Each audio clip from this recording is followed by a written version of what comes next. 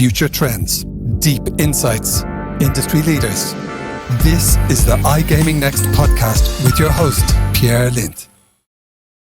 This podcast is brought to you by Pragmatic Solutions, the leading iGaming PAM platform with a modular approach, including many benefits like a fast, secure, and scalable API-based platform, integrated with all major third-party products and services. Make sure you head over to Pragmatic Solutions and join our smart thinking.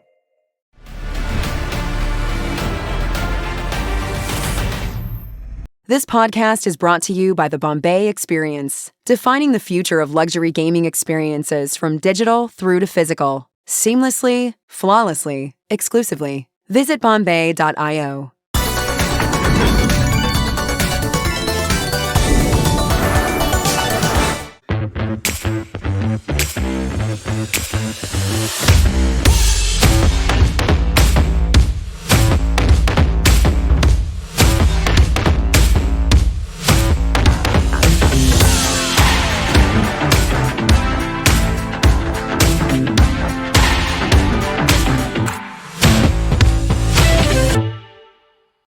All right, Igor. We are going deep here in the iGaming Next podcast today, and I just want to. There we go. And I just want to start off by saying here, I just want to congratulate Jonah Hill for the Oscar that he will receive in about 2 years' time for the enactment of Sam Bankman-Friedman in the upcoming Netflix special here that we will see in 1 to 2 years' time, because this story is absolutely incredible. It entails anything that a good Netflix special should entail. Enron, Ultimate Bet, a 16 billion empire that collapses in 1 week, relationship drama, polyamorous relationships, drugs. Elon Musk was in there for a little while. Tom Brady, who divorced his beautiful wife a couple of weeks ago, goes from bad to worse. Harry Potter, fraud on a massive scale, intrigue, and incredible mismanagement. Igor. And wood nymphs as well. Absolutely. Igor, it's great to have you with us here today. We are obviously talking about the FTX massive drama that has unfolded here during the last week or so. And without further ado, Igor, in general, can you talk a little bit more about the backstory to FTX? How did the collapse happen?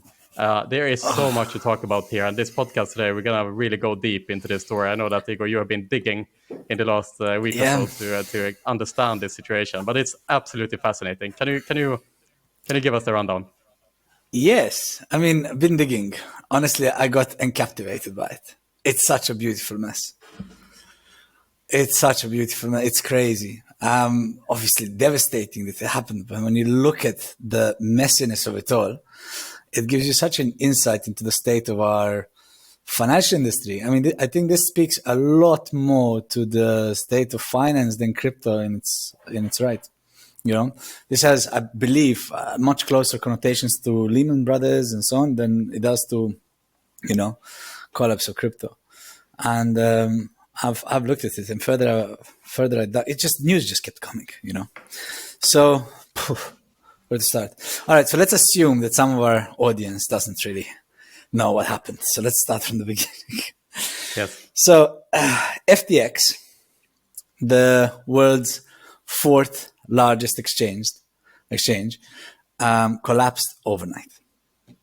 On Friday, the 11th of November, 2 days ago, they filed for Chapter 11 for bankruptcy protection in the US. Ironically, its founder, it's not ironic to be honest, but its founder a day before announced how the US company, that FTX International is, as he called it, a shit show. But the US is 100% liquid, perfectly safe. And that was maybe 15 hours before they filed for bankruptcy in the US. So, okay, let's unpack this, because as you said, it has sultry wood nymphs in its story. It has Harry Potter in its story. It has Sequoia Capital in its story. It has so much to unpack, so much hack. Backdoors. Oh my God, so much to unpack. Okay, so there's a kid, 30-year-old kid called Sam Bankman-Fried, right? Yeah. Yes. Or short for short SBF. And he made waves in the industry. So he was for a while, the face of the crypto world. He was compared to JP Morgan. He was compared to the savior of crypto on multiple occasions this year, and so on. Very young guy who made his wealth in the last 3 years. So 5. In 2017, Sam, after working as an analyst or a trader, commodities and futures trader, creates Alameda Research. It was a crypto trading firm.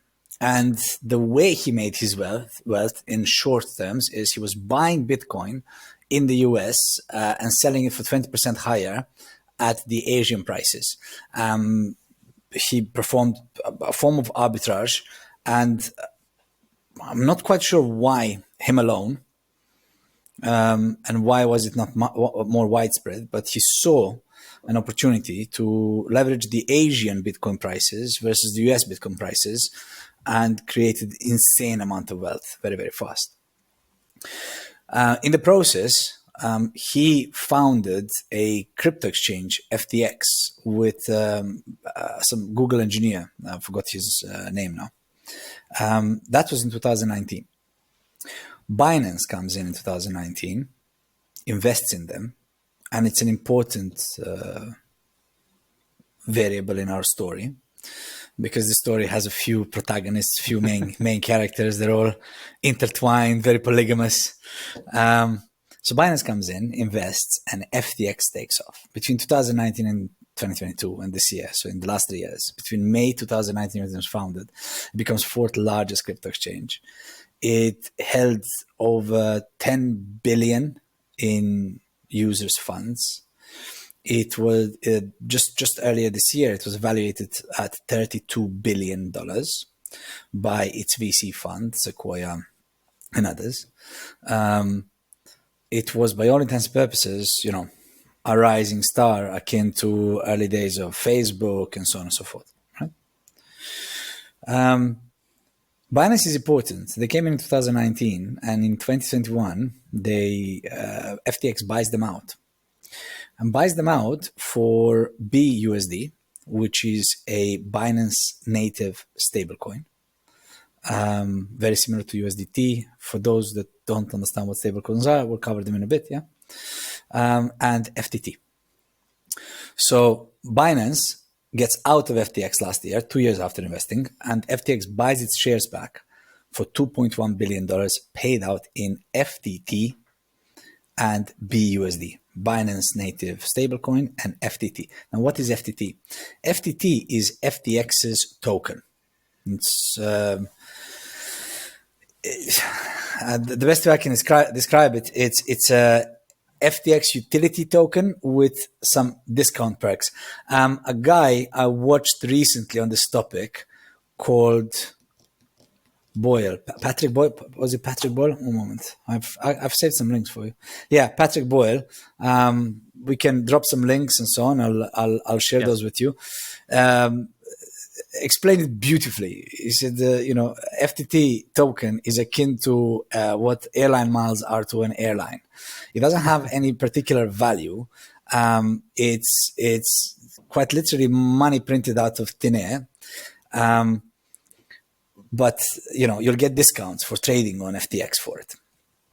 So FTT is a key role here. So I've made my own little definition and I wrote it. I'm just gonna glance. So it's magic internet money. It's money printed out of thin air, which is printed by FTX. Now, what's important is that top 50 FTX holders, 50 by count, not 50%, top 50 FTX holders hold 98% of FTT, FTX's native currency, 98% of its supply is held by 50 holders.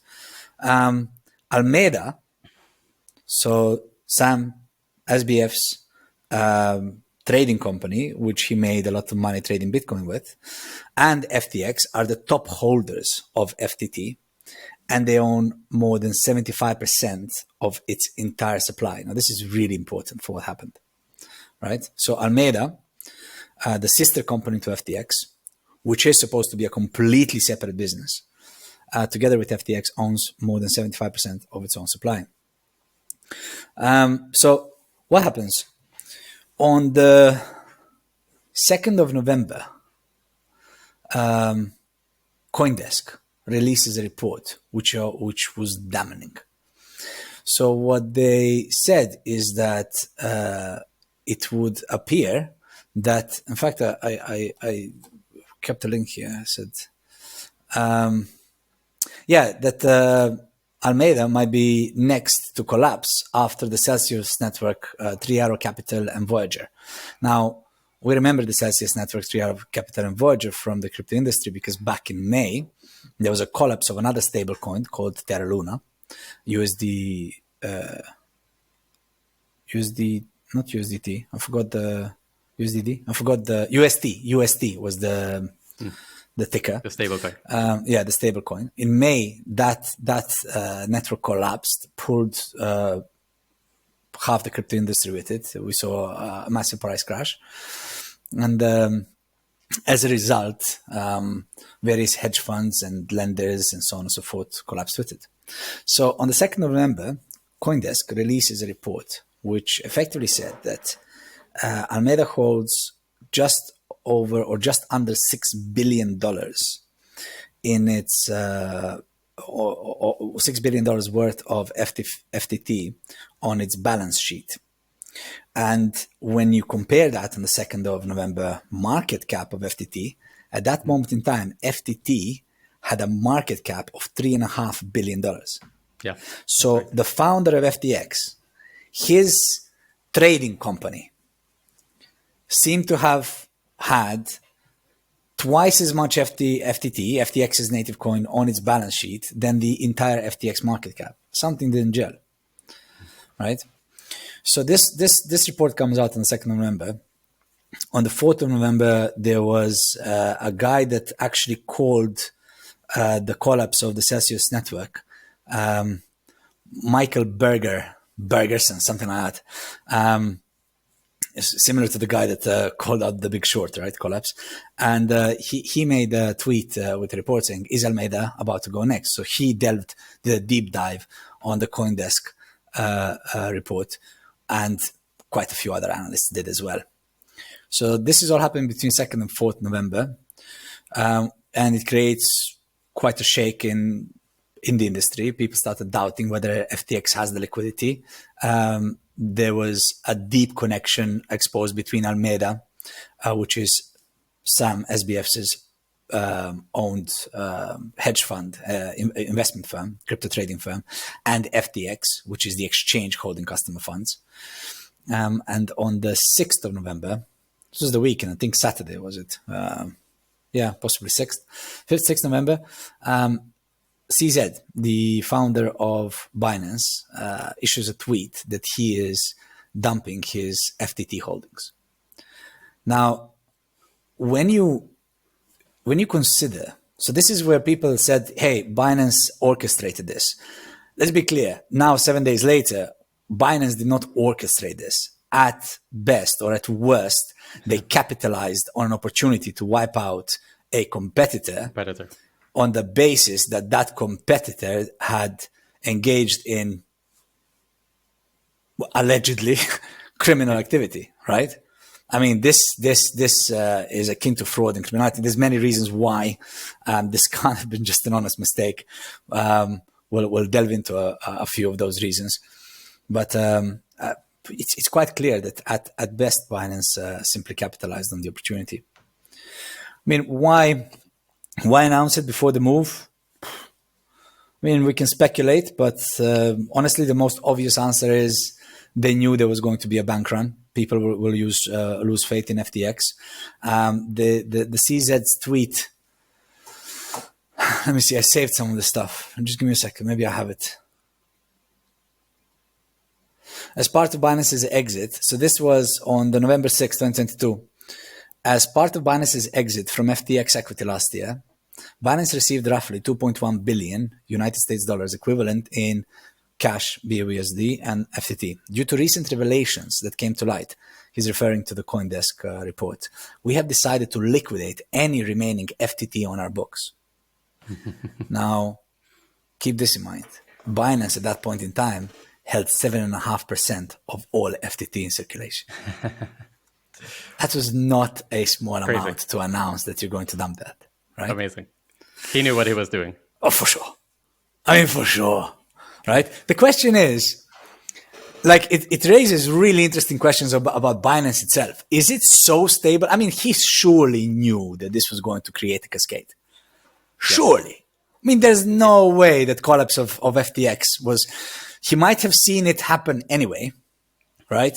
And there is a question here. If CZ did not announce this, would have FTX been able to manage its or hide its lack of liquidity? But keep in mind, 4 days earlier, CoinDesk report comes out. There were already reports and analysts jumping on this. So it really could have been just, you see the iceberg, you're seeing it crack the side of the ship, and capitalize on the opportunity, because by all intents and purposes it's going to happen anyway. We could debate whether, I mean, it definitely added fuel to the fire. I mean, when the tweet came out from Binance, she said that they are withdrawing all, they are liquidating all the assets of FTT. As you're saying, this is a massive amount of FTT, and that announcement alone causes the fear and insecurity in the markets for everyone else to follow straight away. Yeah. And I suppose that even if, rather than a slow tide causes a flood, eventually it was like a tsunami that hit essentially at one point when that tweet came out. I think certainly that was what caused the crash. Like when he tweeted, he said, look, we want to minimize the market impact. We're going to do it over the next few months. And so, the statement, it's the same. Yes. Like it doesn't matter. He might as well have put the gun to SBF said and just, I would be hard pressed to believe that someone that well informed, that intelligent, did not know what he was doing. But it's interesting to consider what kind of board discussions were being held behind closed doors, if any, on Binance's side before that tweet, knowing that there will be a bank run, knowing that that's going to affect the asset value of all asset holders that leverage funds and have their collateral in crypto, right? Exactly. I mean, USDT dropped to 94 cents that day. That's a stable coin. Yeah, yes, that's a stable coin. That's literally what started the Luna collapse. Right. So if you look at USDT market cap, I think now it runs at about 110 billion now. Yeah. I'm gonna. Yeah, it's like the third biggest crypto. Yeah, but I'm gonna live. Hold on. Yeah, I can. Wait, I'm live. I don't want to say something. There's like it's Bitcoin, Ethereum, and USDT, essentially. Yeah. Yeah, it's Bitcoin, Ethereum, USDT. Market cap is 66 billion of Tether, basically, and then Binance is number 4. Okay. No, liquidity. Okay, sorry. Liquidity is 107 billion.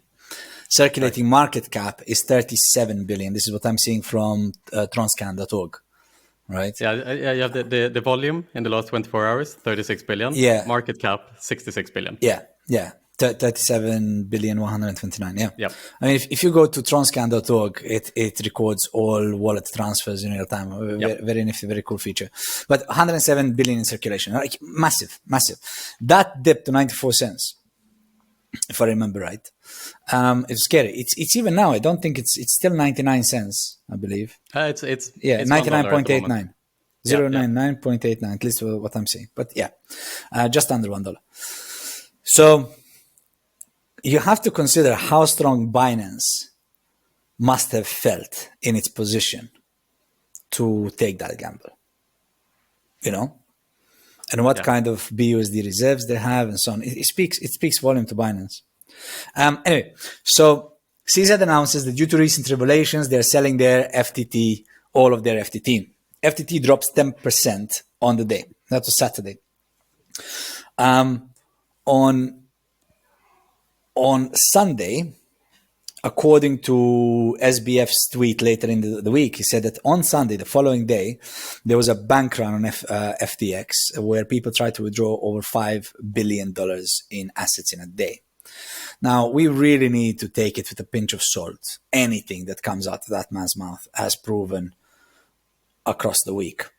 There is a Wall Street Journal and Reuters, two independent reports, which reported, now they came out a couple of days ago, that over $1 billion is missing from the FTX ledger of customers' funds. They spoke to, now FTX had an exodus. Their entire legal team left. FTX is in shambles now. It's gone. And people, ex-employees and very senior people are now coming and speaking up and so on and so forth. So Reuters drops a report which says, exclusive, at least $1 billion of client funds is missing at FTX. Bankman-Fried secretly moved $10 billion in funds to trading firm Alameda, sources say. Bankman-Fried showed spreadsheets to colleagues that relieved shift in funds to Alameda. Spreadsheets indicated between $1 billion and $2 billion in client money is unaccounted for. Executives set up a bookkeeping backdoor that thwarted red flags. That we're going to talk about that, Sam's backdoor. And whereabouts of missing funds are unknown. Fair enough, Reuters, if I read somewhere else, I'm not sure if it's in this report or some other report, but Reuters managed to ping Sam Bankman-Fried, and he replied in a text message. Here it is. In a text message to Reuters, Bankman-Fried said he disagreed with the characterization of the $10 billion transfer. We didn't secretly transfer. We had a confusing internal labeling and we misread it. Right? Without elaborating. Then he issued a tweet saying it was mislabeled internal bank accounts. And I want to open that box, because it's irony in the making. It's quite literally the problem blockchain is supposed to solve. Ledger transparency and more. Internal mislabeling bank accounts to the tune of $10 billion. Asked about the missing funds, Bankman-Fried responded with 3 question marks. FTX and Alameda did not respond to requests for comment. So, Reuters and Wall Street Journal did an amazing piece as well, which basically said one senior executive said that about 1.7 billion is missing. Another executive said between 1 and 2 billion. And it was damning, basically, the report. It came out this week of the relationship between Alameda and FTX. So that, we're looking at Saturday. Sunday, we have the bank run. By Tuesday, Alameda, I think on Monday maybe. Let me check this. On Monday or Tuesday, Alameda makes a plea to Binance. I'll tell you in a second. Yeah, and that's the story obviously that blew up. But as a summary so far, Igor, as well. So essentially, SBF, this guy, Sam Bankman-Fried, he found FTX in 2017. The exchange grows to become the fourth largest exchange in the world, 2019. And one of its earliest investors, Binance, makes an exit. In 2021. It's when Sequoia Capital came in, yeah. Yeah, and Sequoia Capital, others invest in FTX. And essentially what starts the crisis is this CoinDesk report that talks about the kind of liquidity issues within FTX. And what FTX has done essentially is taking deposits from customers into the exchange, using that money to fund the investments through Alameda. Yeah. And so essentially, there is a liquidity issue there where they are not able to process the the bank run when when too many people try to withdraw their money at the same time, they just don't have enough money to process all these withdrawals. Yeah. Carry on. So this is important. It's important to classify difficulties in liquidity and insolvency, right? So on Friday, when they filed for bankruptcy, they showed insolvency. 24 hours earlier, Sam issues a statement that they have more than enough assets. It's just a liquidity issue. And he was, I think on Tuesday, actually, he issued a statement that he was just looking for capital for a cash injection, right?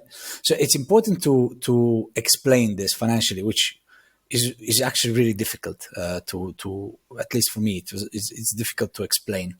It took me a while to wrap my head around it. FTT has a key role here, right? The rise of FTT as a token was backed by a commitment by FTX to use its profits to buy back the token. That's why it had 75% of all liquidity, basically pushing the price up. Right. So it said, okay, more people use FTX to trade. They will use FTT token, have discounted trades, and we will use part of our profits to buy FTT back. Now, a couple of problems with this. Well, number one, it's tied to company profitability now, the token value, right? Which effectively makes it act like securities. But you can't call it securities because you have problems with the SEC. Right. Then the regulators comes in. This is the big question in crypto in general. Exactly. Yeah.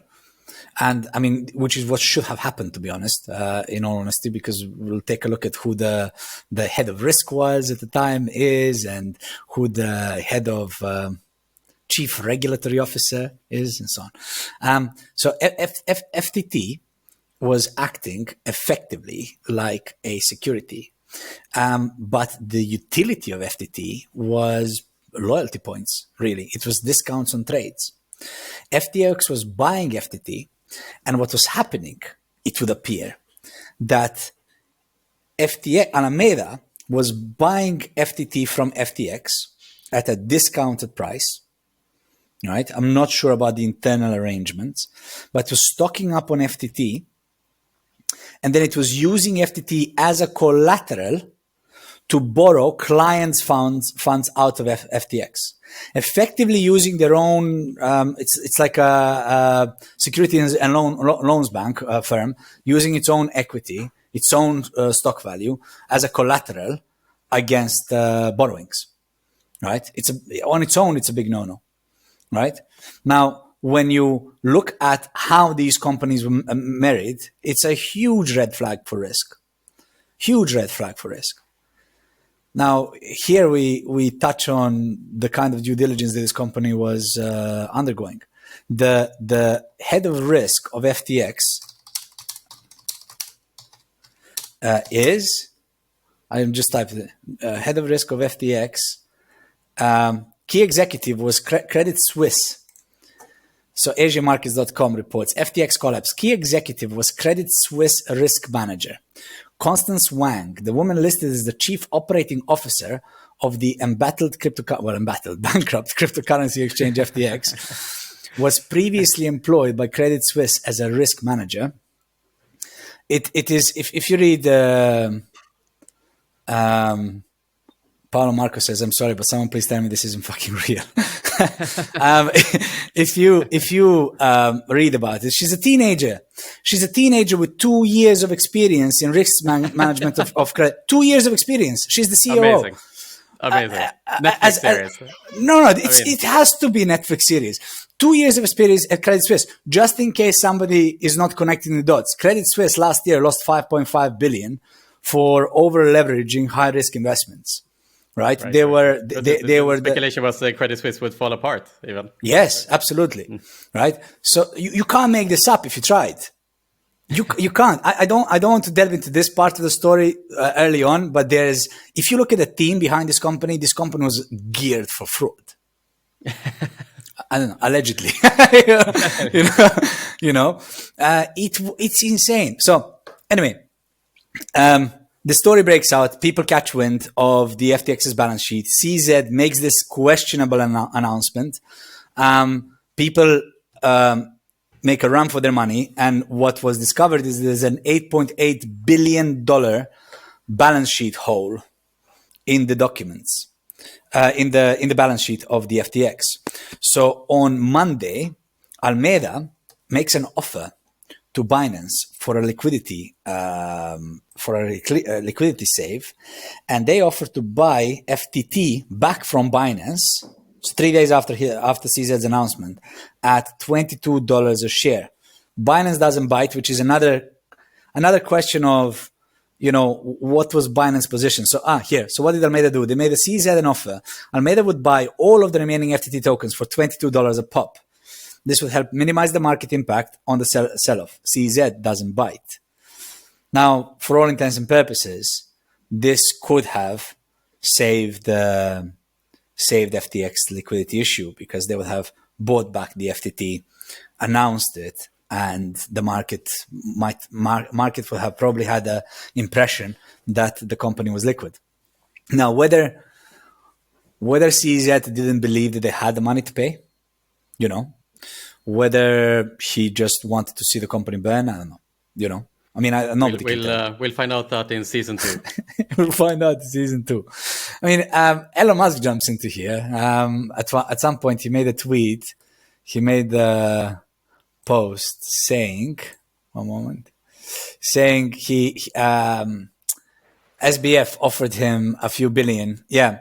It's reported that Samuel offered Elon up to $10 billion to help buy out Twitter. $10 billion. Right. Elon didn't take the deal, and yesterday he told us why. Replying to tech emails, he said, accurate. He set off my bullshit detector, which is why I did not think he had the $3 billion. Yeah, there was and in that there was a discussion between Elon Musk and a representative of Goldman Sachs, who is supposedly was trying to raise capital for this acquisition. And essentially, what SBF wanted to do with his $5 billion investment into Twitter was to kind of bring Twitter to the blockchain. They wanted to bring it into a decentralized version of Twitter. Whereas Elon just said that's bullshit. A peer-to-peer Twitter would never fucking work. I don't want to talk to this guy, basically. Yeah. Pretty bad. I haven't delved into that, but it sounds right. It sounds right. Plus, I love Elon. It sounds like something he would say. I told you there was a great podcast between him, Jack Dorsey, and Kathy. It's on YouTube about blockchain in general, and it's very relevant to what's happening right now. So. Anyway, people make a run for the money. The guy announces everything's safe, like that dog in the house on fire. This is fine. Everything's fine. Right? Yeah. On Tuesday, Alameda offers to buy back FTT. CZ says no. And on Tuesday, Binance enters into a non-binding agreement to buy FTX, reportedly for $1. The whole company for $1. And actually, it doesn't. It's not unreasonable, because at one point in time, I want to try and explain what happens when a bank has liquidity issues, and effectively how creditors come in to step in to buy them at extremely favorable terms. Right. So buying FTX for almost next to nothing in order to bail it out from liquidity perspective isn't beyond belief if FTX truly had an $8.8 billion hole in its balance sheet. Because it would only make sense for somebody to burn that much money if they had to protect the value of other crypto assets that are leveraged, right? They didn't want to see the crypto crash. And then the $8.8 billion price tag would make sense. It happened back in 2008. This is where I told you, watch this report by Patrick Boyle. Just search Patrick Boyle FTX. Amazing report on YouTube. Funny as well. Talks about salacious wood sprites, wood nymphs, something like that. Where he mentions that Warren Buffett in 2008 did that with Goldman Sachs. Right? Goldman Sachs had, there was 2008 crash. There was a liquidity issue. Warren Buffett comes in, puts $5 billion into the company at preferred stock that pays 10% of dividends. and gets the warrants to buy another $5 billion of common stock. That announcement goes out. Goldman Sachs was able to regain the trust of the people that they are now liquid, well capitalized, and in good hands. And they issue about $6 billion of their stock to the public, which then buys the Goldman Sachs stocks and solves the liquidity crunch.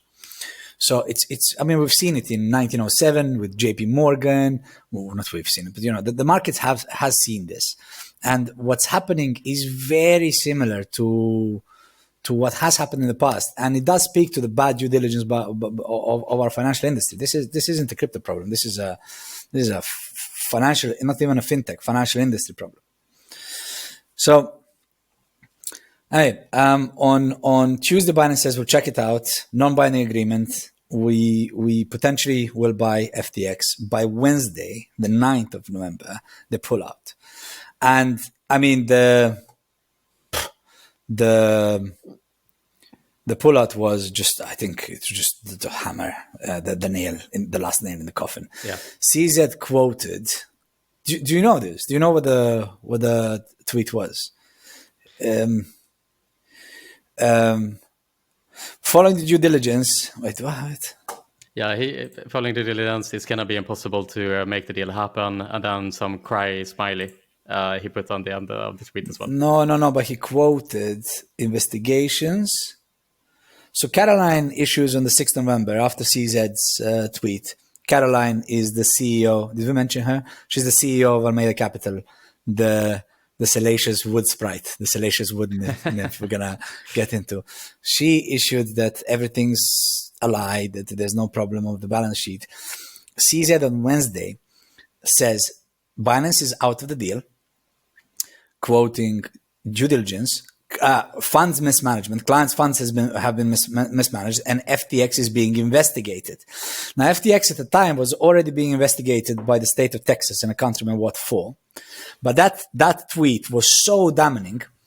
By that point in time, when Binance announced that they're coming in to save the deal on Tuesday, FTX already froze customers' withdrawals, so people couldn't withdraw money by Tuesday. So it was already, the start of the end, the beginning of the end. And on Wednesday, that tweet must have really hammered things in.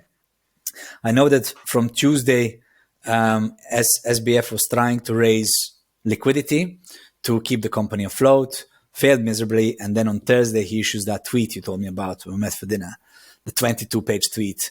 We're sorry, like the South Park, the BP, we're sorry. He said, we're sorry about 10 times. I fucked up. I didn't think I was leveraged. And he claimed these internally mislabeled accounts. Said that the US is super safe and that people shouldn't worry. That's 5 p.m. on a Thursday, and at 10 a.m. on a Friday, FTX US files for bankruptcy. Just 24 hours later. Amazing. So, yeah, that's the summary of what happened. So, in conclusion, there's about $2 billion of people's missing funds. A giant has died in a span of 7 days, between 6th and 13th November. Not even, between 5 days, between 6th and 11th November. This whiz kid went from being worth $17 billion and savior of crypto, hailed the savior of crypto, to, well, I'm sure he's not bankrupt, but now he's the nemesis, the antithesis to crypto, the villain, right? So that happened this week. So we can talk, actually, the story is not over, but we can talk about why this happened before we look at the revelations from yesterday. Absolutely. So just as a teaser, 24 hours after they filed for bankruptcy, FTX announces that they have been hacked, right? And that all the money is gone from the wallets. We're talking billion. No, 630, did I say it? No, but I know it.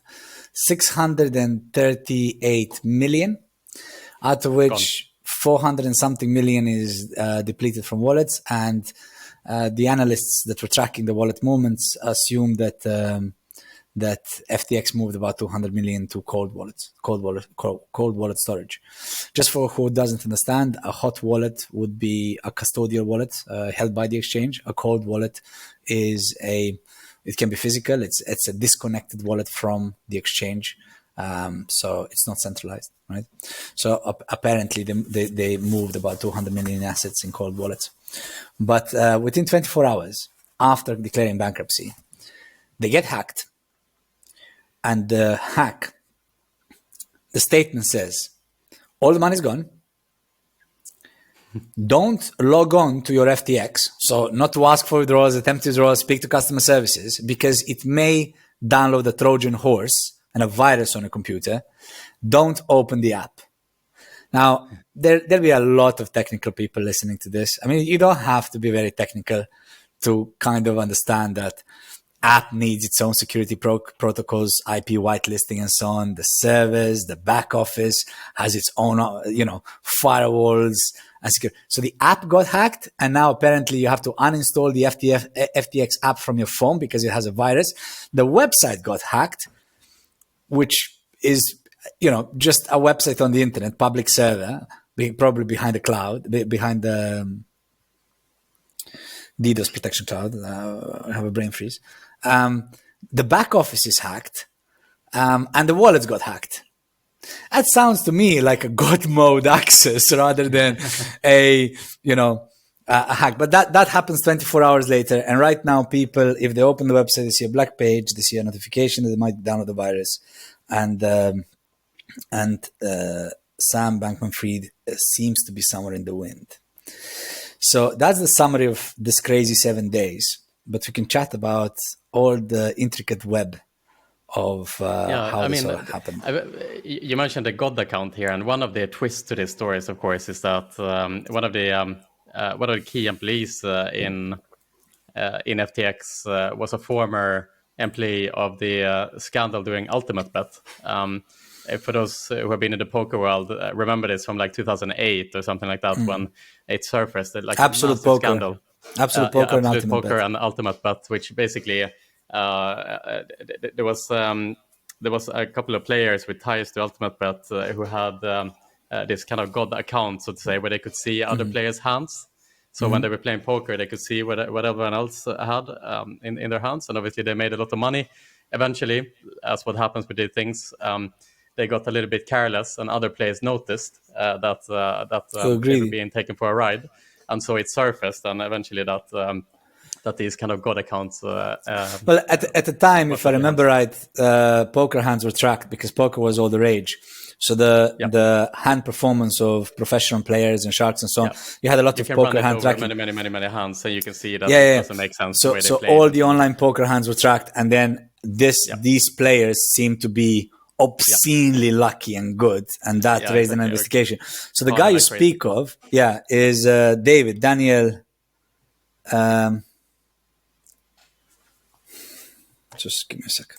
Yeah, so one of the key players at that time at Ultimate Bet then ends up being a key employee at FTX. Yeah, David Friedberg is FTX's chief regulatory officer. David also happened to be the lawyer for Ultimate Bet and Absolute Poker, companies that were caught in a massive scandal by robbing customers of their funds, I think to the tune of 50 million, back then in 2008. Sound familiar? I got away with it as well. Yeah, David helped cover it all up. So in 2013, they issued, he's on tape. There are tapes. You can Google this, Ultimate Bet cover-up tapes. He was recorded talking about how to avoid money laundering charges, how to smurf the money. Like, he is caught dead to rights. This guy should never work in any industry again. He shouldn't touch money again. He was the chief regulatory officer of FTX. I mean, even this, when they filed for their bankruptcy, Chapter 11, they filed for FTX US, FTX Bahamas, and 130 affiliated companies.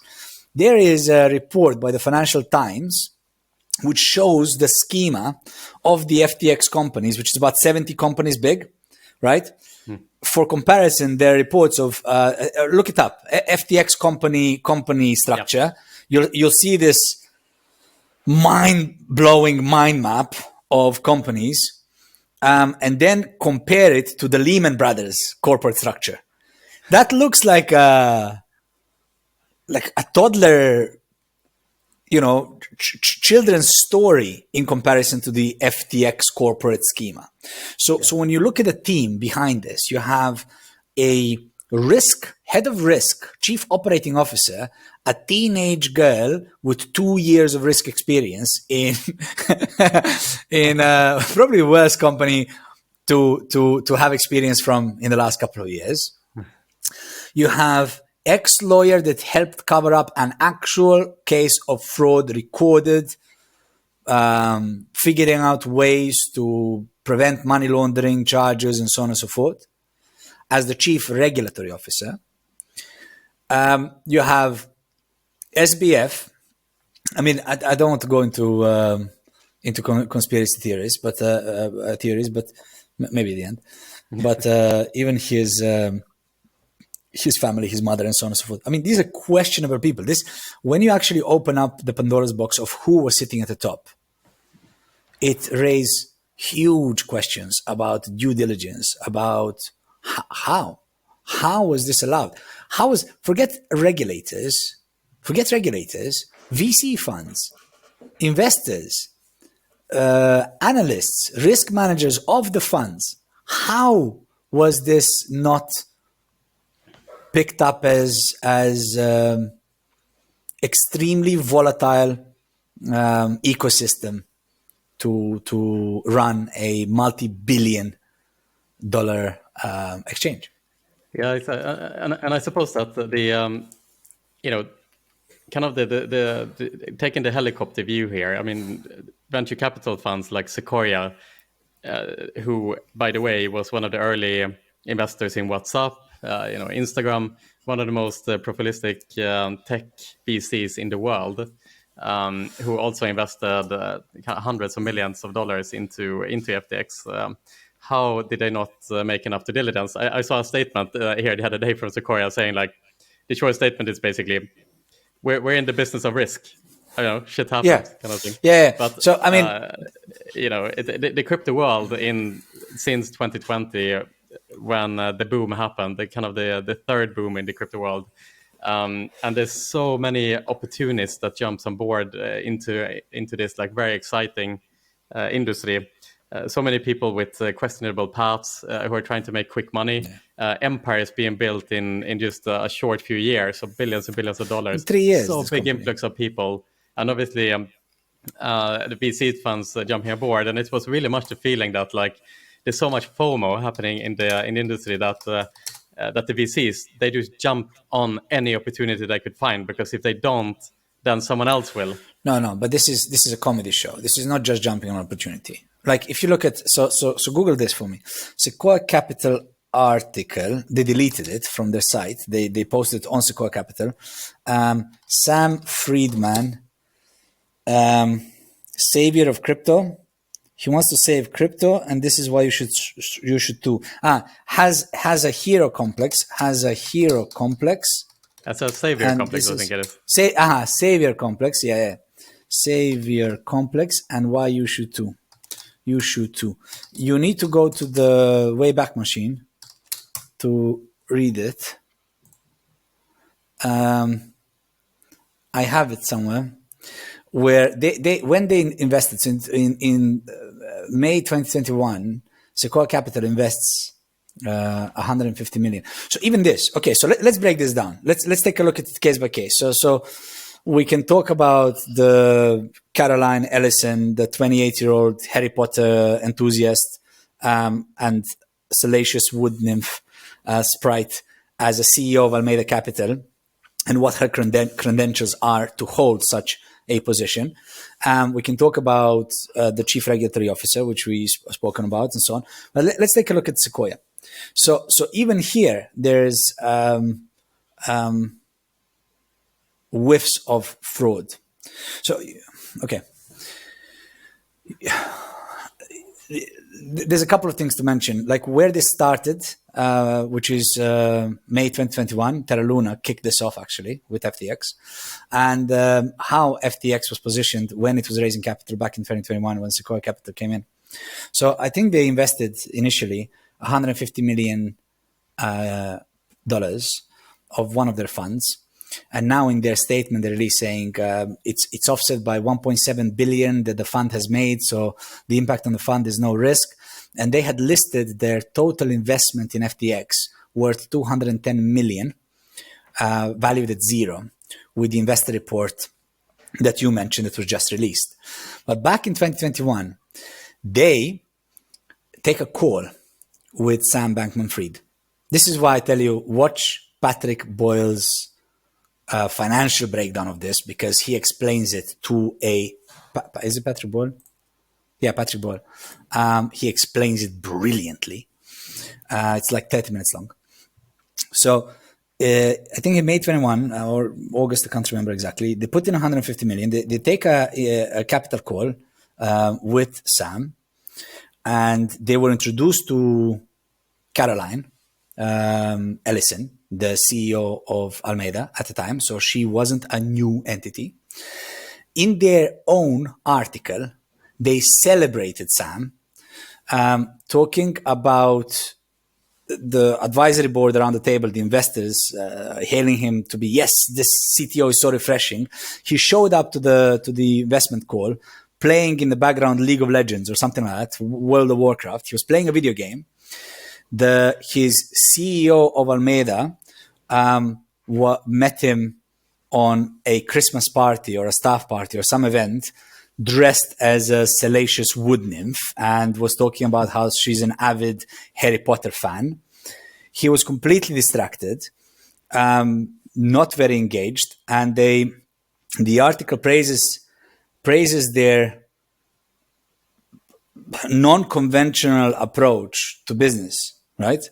Which hails him as a savior of crypto, savior complex, and writes this really long to read, tiresome piece on Sam. They proceed. They invest 150 million then, and they proceed. Now, don't quote me exactly on this, but please do research it. They have proceeded to raise another round of investment. So with Sequoia Capital, they managed to raise $1 billion by Sequoia propping this guy up as the savior of crypto. And then they had another meme capital raise. I'm not making this up, man. Meme capital raise FTX. I'm not making this up. Okay, you won't. So I'm on CNBC as a source right now. And what I'm about to read, I'm not inventing. Crypto exchange FTX raises 420 million, 420, yeah? 420, the date, 20th of April. I forget why it's 420. I think it's the law. I forget why 420. It's like a police code or something. Yeah, police code for weed or something, yeah. Yes. So they chose to raise 420 million. I mean, we're talking about Sequoia Capital here. We're talking about a serious financial institution who has jumped on this bandwagon, Dogecoin, meme stocks, and so on train to raise a serious funding round, calling it a meme funding round, to the value of $420 million from, drumroll, 69 investors. It's 400.69 for Igor? I don't know. I'll leave it up to your imagination, right? All right. So the firm raised the fresh cash from a total of 69 investors, including, this is who lost money, Ontario Teachers Pension Plan. Is one of the 69 investors. Oh, are we in a matrix? No, we shouldn't. This is crazy. We shouldn't laugh. But are we in a this is a simulation, Pierre. This is not real. We are not we are living in a simulation. This can't be real. Like, where have we gone? Right? This is a serious, anyway. And it makes it more ironic because, from the iGaming industry, the pension funds in Sweden, for example, are like running away from the iGaming industry, regulated industry, like to the teeth, everything.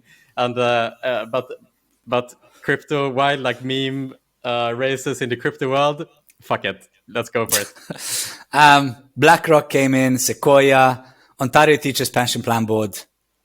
Singapore's Temasek. Anyway, the numbers 420 and 69 are an obvious nod to the meme culture. So here we have, why did I bring up Sequoia? You have a complete crumbling of all checks and balances. The term escapes me, but all checks and balances to the wind here. This isn't some Wild West crypto exchange or a private billionaire Elon Musk doing funny Elon Musk things. This went out as a letter to investors. I want to see. I don't want to be the investment advisor today writing to the investors about that initial investment, saying it seemed like a good idea at the time. Exactly. So here's where the chickens come to the roost, if you will, or where the semi-fraudulent loop closes. I'm cautious calling it fraudulent because I really don't know what is fraudulent or not. But we've seen this in 2008 and many financial collapses where nobody's held to account anyway. Sam reportedly, and now I can't remember who reported this, but these are all reputable reports, took the cash from the investment raised by Sequoia Capital and invested it back into the VC firms that issued the money in the first place. So he took the investment. So there was an internal deal. This is all researchable.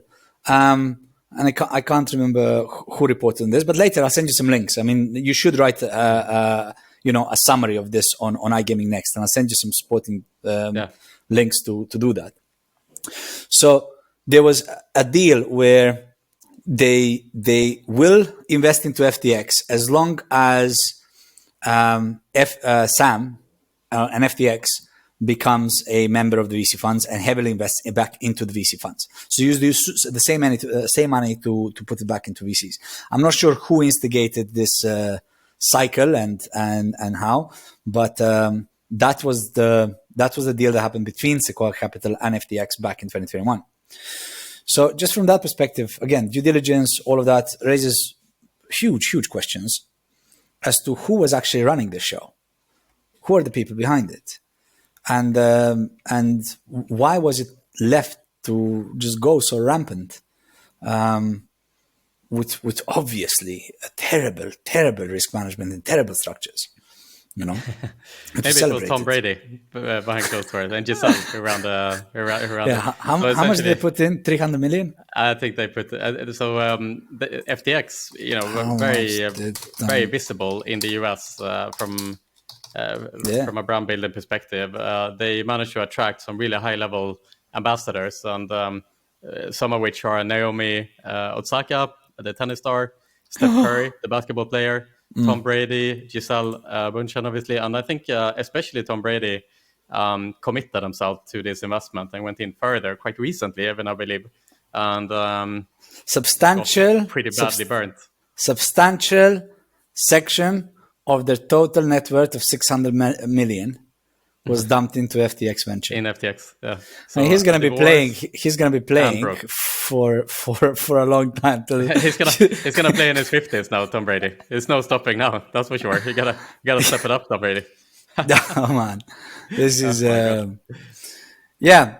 So what do we have in this story? We have Binance. So we have Sequoia Capital and VC firms with nonsense due diligence, opposite of due diligence. I don't know what to call the meme capital raise and the celebrations of 28-year-old CEOs that hold absolutely no credentials to hold the value, and what kind of chief investment advisors get so crazy excited, and how little do they know about the emerging technologies to support such investments. But we have the Sequoia Capital debacle, and that has its own story to play out.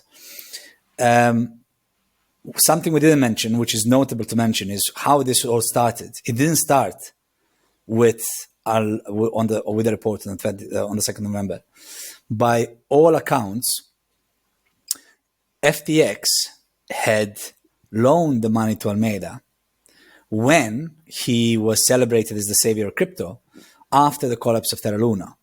So in May 2022, Terra Luna collapses, pulling the crypto world with it. A lot of firms that loaned and held Terra Luna as collateral were about to collapse and have eventually collapsed. There was Celsius Network, there was Three Arrows Capital, and there was Voyager. I can't remember now, but the damage was in the hundreds of millions, maybe tens of millions. I'm pretty sure hundreds of millions. So Alameda stepped in back then and had given them a loan to the tune of, I can't remember how much, and tried to save these failing firms.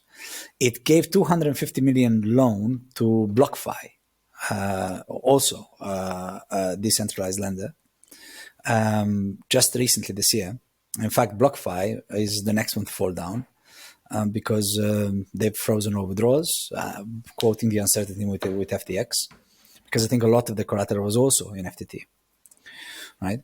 So back in May, Alameda leverages itself out as a rescuer of already fallen crypto funds. What it did during that time, and the suspicion is that during that time, it used the FTT token as collateral to funnel money out of customers' accounts, right? From that point on, FTX becomes illiquid, but they hid it well. Now, I refer to you again to Patrick Boyle, because he drew an amazing connection. He said, so guesswork, but it seems trouble was brewing for two reasons. I wrote this down somewhere. Wait, I'm running on two screens. Yeah. BlockFi paused client withdrawals yesterday, citing lack of clarity. Just bear with me here. So influencers were paid huge sums of money to promote FTX and FTT as a sound investment to their audience. In fact, many influencers have taken their videos down now, which were saying, very similar to Terra Luna debacle fiasco earlier this year, saying, FTX, you should deposit your salaries there. You should not withdraw your money from FTX. They were promoting, strangely enough, that people should move their money from their cold wallets into the FTX hot wallets, if you remember the difference, centralizing their assets. And there was a huge wave of influencers pushing this narrative, right? Which was quite strange. And it pulled a lot of criticism from people that knew what that meant. And people couldn't really understand why was there this push after Celsius collapse and after Terra Luna collapse. Why are influencers pushing for FTX to be the safe haven? It didn't make much sense. At the same time, the president of FTX US, the US crypto exchange,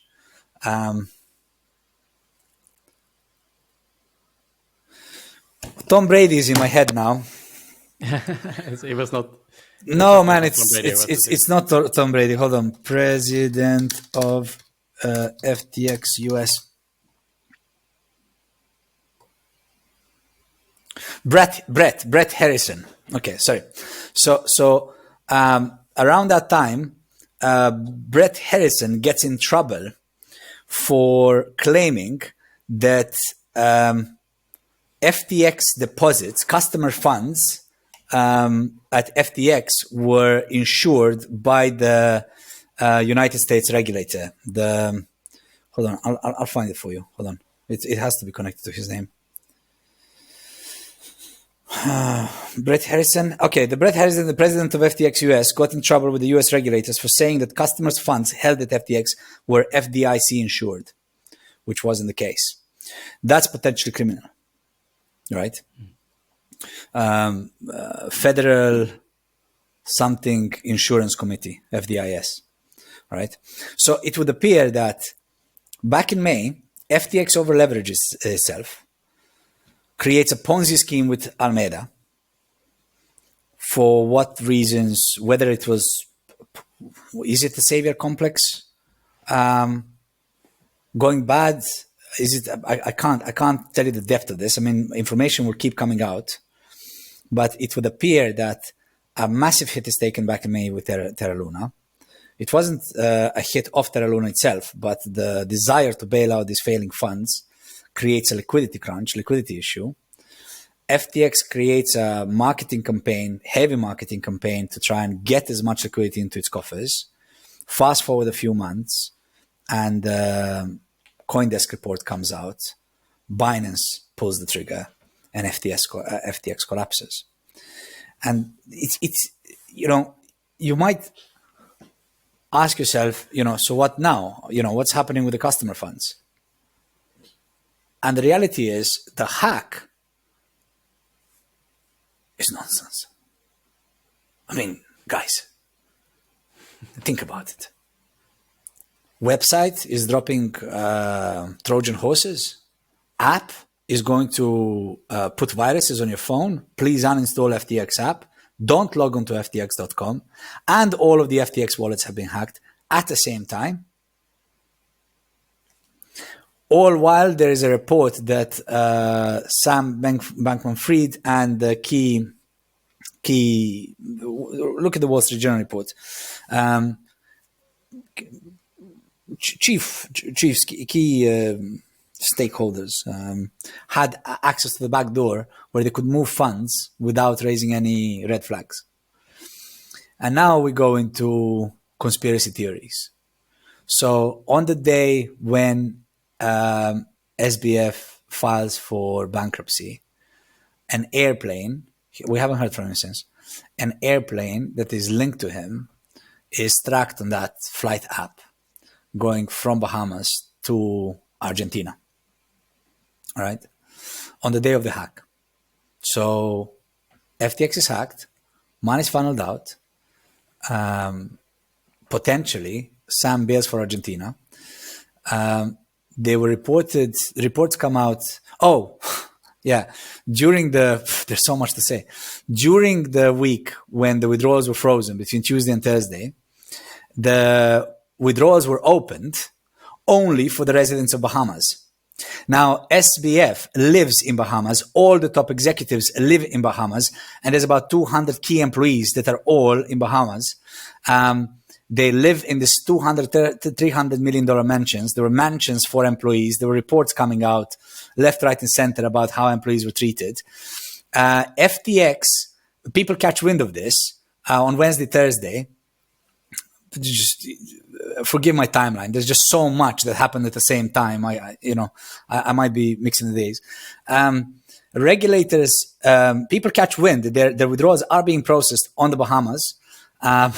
There was a meme going that total population of Bahamas on the 1st of November 2022, 400,000, 200,000. Total population on the 11th November 2022 or 10th November 2022, 2 million, right? Because FTX says that at the advice of the Bahamas SEC, okay, they were told to process the withdrawal for Bahamas residents. SEC issues a press release the same day or the day after saying this is complete bullshit. We deny none of that we said, and they tried to shut it down. Over 24 hours, I got lost in numbers. I don't want to say some wild numbers that aren't true, but hundreds of millions leak out. Hundreds of millions leak out. I won't say billions, but hundreds of millions leak out. Right? During those 24 hours. In fact, there was a scheme going on where Bahamian residents were minting NFTs on the FTX network, selling them to, like, if you had 20 million or 100 million or 2 million or 200,000 on your FTX wallet and you want to get them out, but you're a UK resident and you can't withdraw it, you would sell your entire wallet contents for the price of a single NFT minted by a Bahamian resident. They would charge, some reports are saying 10%, some reports are saying up to 100,000. I'm sure, but they would charge a hefty commission and they would pull that money out of FTX. And then they would wire that to the stakeholders' wallets. And hundreds of millions or many, many millions were extracted in the course of 24, 48 hours, globally, only in the country where SBF resided and where key employees, key executives resided, right? So, I mean, add the pieces together, you know. If it walks like a duck, if it talks like a duck, you know, it just smells of fraud. It is a duck. Yeah, it is a duck. It smells of fraud and it smells of criminality. And then, I mean, you have this just so much to say, which I don't want to bore people. I don't want to bore you and so on and so forth. But, second largest donor to the Biden campaign this year. He started, you know, now it's all coming out. So his mother was a huge Democratic Party donor back in 2019. She raised capital, I forgot what for, a lot of money. And within months later, Sam creates this FTX exchange and becomes incredibly popular, incredibly fast. And there's reports of government ties. There's definitely, I think they donated over 40 million this year to the Biden campaign. Yeah, the SBF is the second biggest donor of the Biden campaign. This was also something that was used in the pitch from the Goldman Sachs representative to persuade Elon to invest in or to take the investment from SBF, basically. Like the Goldman Sachs representative was praising SBF for being a genius, and he's a massive donor to the Democrats, so you should consider working with this guy, basically. All right. Let me run through a couple of things, just as bullets, okay? Yes. Just like a summary. So FTX and Alameda executives knew about everything. Wall Street Journal dropped a report this morning stating that Sam Almeida and FTX executives knew about Samuel's shenanigans. From the chief technology officer down to the director of engineering. Alameda CEO Caroline Ellison said that she, Mr. Bankman-Fried, and two other FTX executives, Nishad Singh and Gary Wang, who is the co-founder of FTX, were aware of the decision to send customer funds to Alameda. Right? So the Ponzi scheme, whatever the motivations of the Ponzi scheme were, whatever the checks and balances failures there were, they all knew about it. So it wasn't like a one-man show. And they admitted to it in a video recording, which to me is crazy. FTX executive gets outed for the sketchy past. That's the chief regulatory officer, David Friedberg, who is the lawyer that covered up the ultimate bet fraud case. There were wild reports of drug use. Yeah, this is what's crazy about what Sequoia Capital was celebrating, if I remember right, allegedly. Because that report, that article they issued was really long and boring to read. But there are tweet posts about them using stimulants and amphetamines. Both the CEO of Almeida, the girl, Caroline, and SBF. So I'm looking at his tweet right now. Back in 2019. So this isn't like it wasn't part of due diligence of Sequoia, okay? So as the analyst team looked at who the key people were, this was a tweet they could find from 2019. A, stimulants when you wake up, sleeping pills if you need them when you sleep. Be mindful of where your headspace is. I off a nap in the office so that my mind doesn't leave the work mode in between shifts, right? Then there is a post by the girl about nothing gives you a better high than amphetamines and work. I mean, don't quote me verbatim, right? But to that extent, I can find it. But man, as I was doing this week, like just things kept popping up, and I was thinking, this can't be real. Like this is. I called you the other day, screaming on the phone, going, "This is ridiculous." As we said, again want to congratulate Jonah Hill here for the upcoming Oscars trophy that he will be winning in 2024. Yeah. So just another tidbit. So during bankruptcy, Sam Bankman-Fried gets fired. He gets replaced by, drumroll please, John J. Ray III. I mean, what a name. John J. Ray III. Who is John J. Ray III? Turns out, John is the lawyer that got called in to clean up the whole Enron mess. This guy is the Better Call Saul of bankruptcy. And to be fair to him, he managed to get a lot of money back to the stakeholders of Enron. No, the guy is resourceful. But funny enough, he knows what he's doing. No, he does. It's not a bad decision, but it's just like you have the Enron lawyer cleaning this up, which I think was a forced decision by the stakeholders, and a good one. The Babe Ruth of insolvency, as they call him. Yeah, the Babe Ruth of insolvency. But look at this. So this is how Enron describes itself. Enron Online becomes a system for traders designed by traders. FTX is a cryptocurrency exchange built by traders for traders. It's just like, it's so matrixy, man. So matrixy.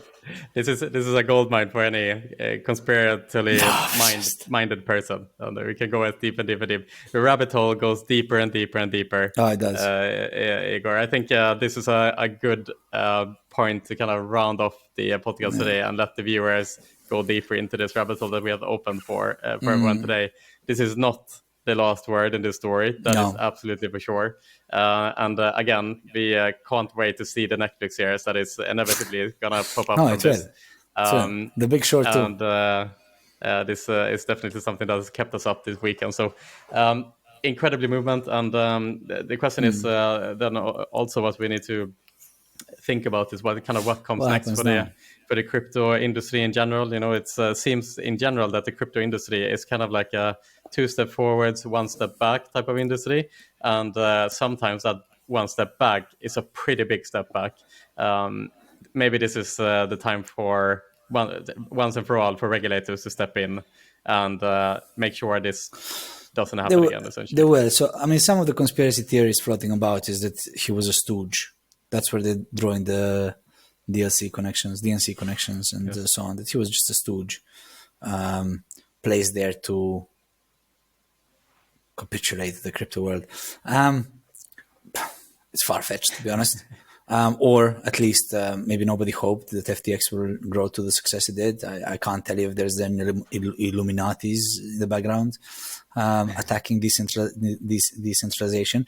We're definitely going to move more towards centralization. A couple of things are going to happen. Binance, OKX, Binance and others have announced that they're dropping their reserves to make exchanges feel safer, right? So that is going to be, I'm waiting for that to happen. Because who can't prove their reserves? You're looking at the DPEG.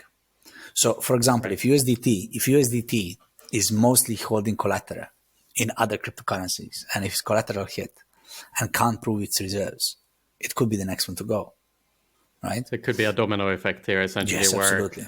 if one of the biggest exchanges in the crypto world can fall in just a space of days, then perhaps there are others who are at risk as well at the moment. And so now I suppose users of various exchanges and services are questioning the other projects within the crypto world to basically be transparent with what's going on behind closed doors here.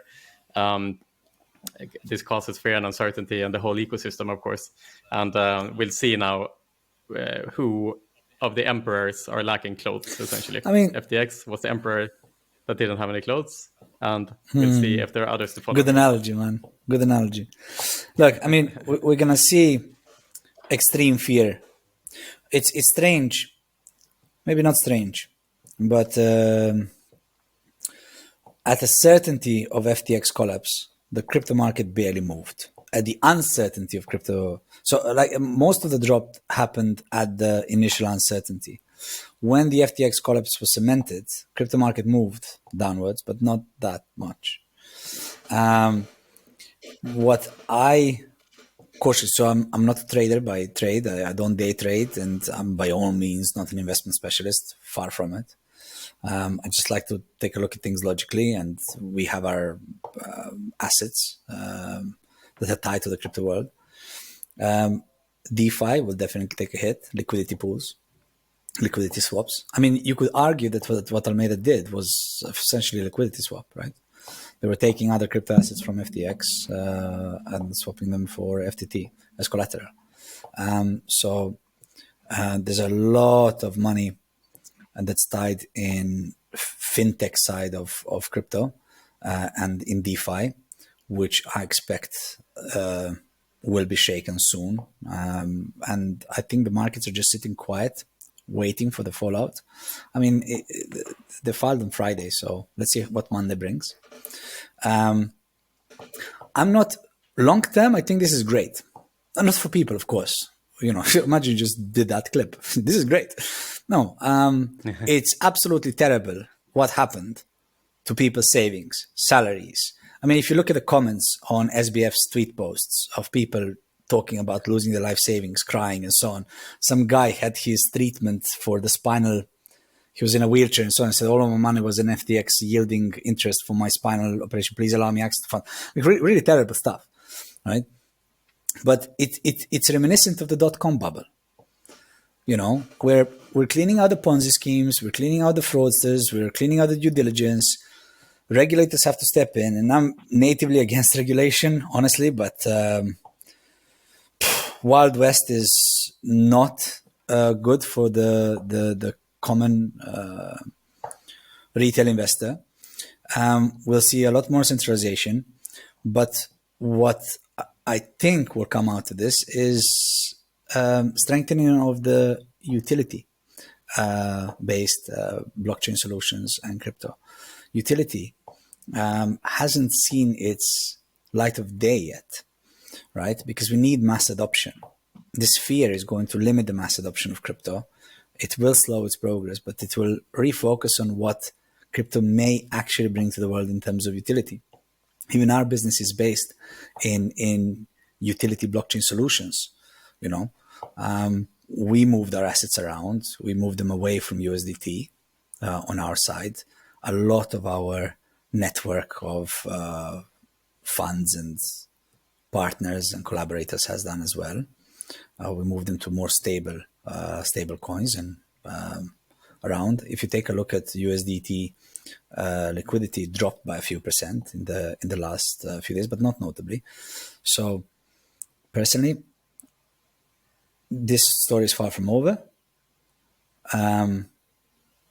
Highly likely that people have lost a lot of money and that won't be recouped. It's interesting to see whether there'll be jail time and how this plays out. DeFi and the financial side of crypto, highly likely to take a hit, but then again, you know, it's all up in the air. And I think it's a long-term beneficial because it needs to happen. You know, the clean out needed to happen. People were offering 20% annual, 30%, 100% annual yields on your investments and so on, unsustainable returns. And Ponzi schemes were rampant. So the bubble had to pop. And I think that's what we're seeing. You know? Yeah, that's a good way of putting it, Igor. Thank you so much for going deep here with me on a Sunday night, which is the time of this recording. Always nice to be with you, Igor, and thanks for digging deep here. We will surely follow up on this as the story develops as well. But for now, I wish you a good evening. Likewise. Have a break, eat a hamburger, fall asleep, and tomorrow we're back on the horse again. Thanks, man. All right. Take care. Have a good night. Bye-bye.